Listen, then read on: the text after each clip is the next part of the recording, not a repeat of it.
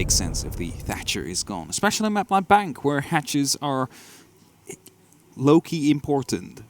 Let's put it like that. You could high-key import it. You can also high-key import it. It really depends on the team you're playing. Shaiko is looking to see if he can find an inroad here across the top, and what we see from Modern Bank is this long sight lines that Playday is actually the first to be able to punish. Speakeasy is caught unawares, and Shaiko suffers a bit of a blow back as he slips his way towards the top of the square. The wall is popped. Ranchiro on the window with Rafal keeping the keen eye on the cameras, but Jordan is the next to strike. Brings it back to a balance, and look at the body that's moved into stock.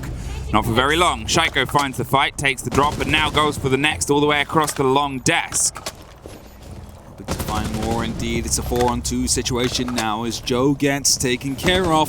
Lunamet is still inside of the Janitor, however, is in a good position to stop any potential plant from going through.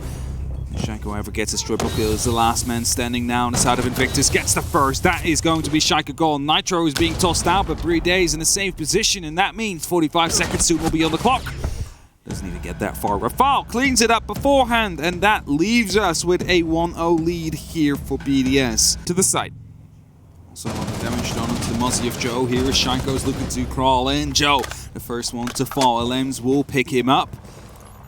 Now BDS have a small gap. They have try and find a kill here, but you just have to have someone causing a problem. Oh, they find it anyway. Ranchiro gets the lockdown on Jordan, who tried to stick with it a little bit too long. Now they find themselves in the 5 versus 3 with 50 seconds for the exit.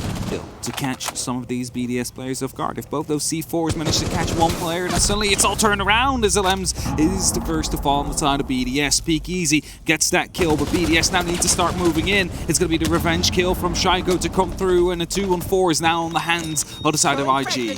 The grenade to the default cam is going to see if it can lock it off. The bulletproof even, because it's not explosion proof. The head gets caught by Shaiko. 2 bodies in a bulletproof camera on the swing round onto the door. BD needs to be careful though. It's a Gemini replicator, but it's the fake that comes through. No, it's not. Luna gets the headshot with a jump out, but the plant in the meantime does go down.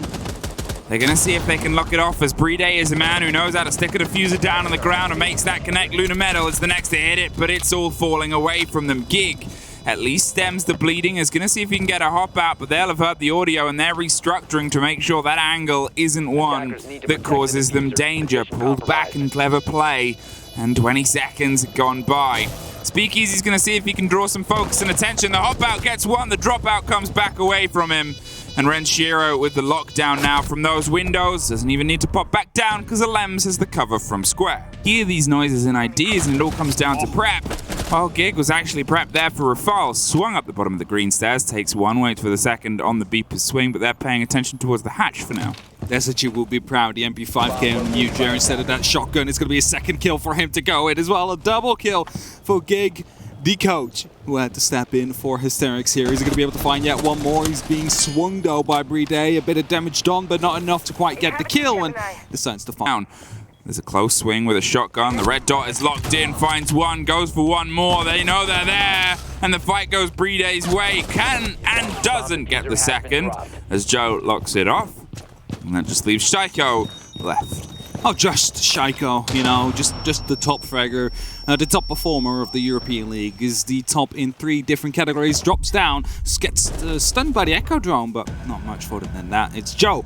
Now, the teams needed to win it if they wanted to make it. There was no other option. Either way, LM's very quick inside. Lunar Metal gets taken care of. They're already in the open area site right here. It's a Twitch. Famas to come through. A triple kill for LM's. The plant in the meantime going down, but a rotation from the small office will shut LM's down.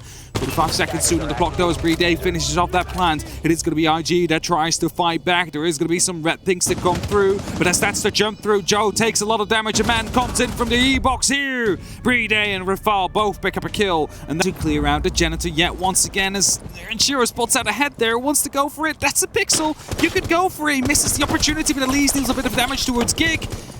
Kills, however, do not come in either way, but they now know that one is repelled up here, and a lot of their positioning is being given away.